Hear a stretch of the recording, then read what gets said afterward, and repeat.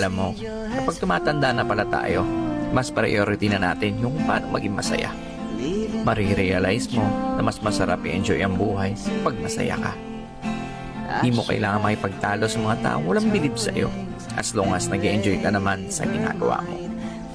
Maiksi lang ang buhay natin, hindi natin kailangan makipag-argumento. Positive people will always choose happiness. Kaya kung saan ka masaya, tuloy mo lang.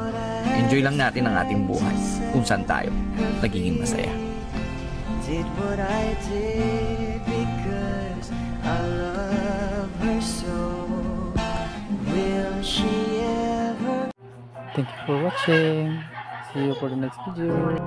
You're broken down and tired of living life on a merry-go-round, and you can't find a fighter, but I see